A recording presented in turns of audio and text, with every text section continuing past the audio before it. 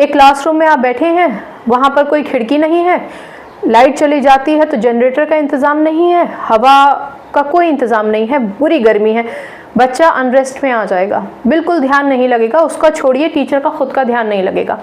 तो ये बहुत ज़्यादा ज़रूरी होता है कि एक बहुत ही बढ़िया एनवायरनमेंट हो, क्लास में बढ़िया रोशनी आ रही हो, अच्छा व्यवस्था हो हवा की भी, और अगर बच्चे को वॉशरूम जाना हो या पानी के लिए जाना हो तो वो जा पाए। ऐसा नहीं कि कहीं बिल्कुल ही एकदम ग्राउंड के कोने में वॉशरूम है कि जितने में बच्चा जाएगा और आएगा उसका सबसे इम्पॉर्टेंट कंटेंट मिस ही हो जाए। तो इन सब चीज़ों का तो हमें बहुत ध्यान रखना चाहिए। उसके बैठने के लिए पर्याप्त जगह होनी चाहिए। ऐसे नहीं कि एक बेंच बिठा दी, बैठ सकते थे 2 बच्चे, बिठा दिए 3 बच्चे, अब तीनों में से कोई भी कंफर्टेबल नहीं है।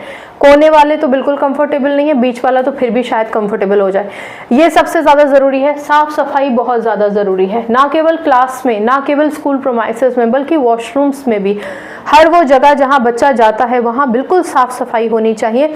ये उचित वातावरण का ही एक एग्जाम्पल है। इसके अलावा देखिए, कुछ चीज़ों पे तो हमारा कंट्रोल है, जैसे स्कूल को हम साफ सफाई रहे वहाँ पर, ये हम सुनिश्चित कर सकते हैं।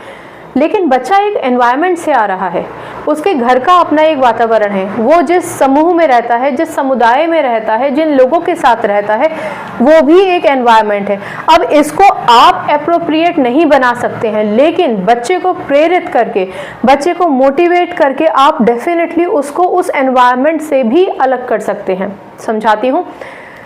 मान के चलिए बच्चा एक ऐसे परिवेश में है, एक ऐसी जगह पर है जहाँ पर आस पड़ोस के जो भी यंगस्टर्स हैं या बड़े हैं, एक एग्जाम्पल के लिए बता रही हूँ, नशे के आदी हैं। अब वो बच्चा भी उसमें इन्फ्लुएंस हो सकता है। अगर वो टीनेज में जाएगा तो पूरे केसेस हैं कि वो बहक जाए। तो हमें पता होना चाहिए, एज अ टीचर हमें पता होना चाहिए कि बच्चे के आसपास का एनवायरनमेंट क्या है, वो क्या बैगेज लेके अपने साथ चल रहा है, किन चीज़ों की तरफ वो बहक सकता है।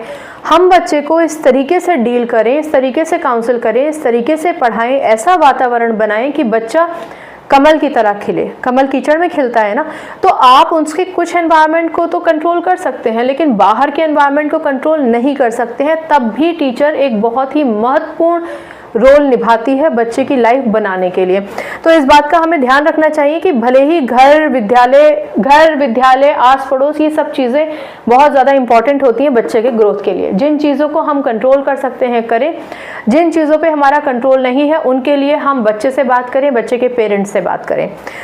थकान, ये तो हमारे मतलब टीचर्स और स्टूडेंट्स दोनों के लिए ही इम्पॉर्टेंट है।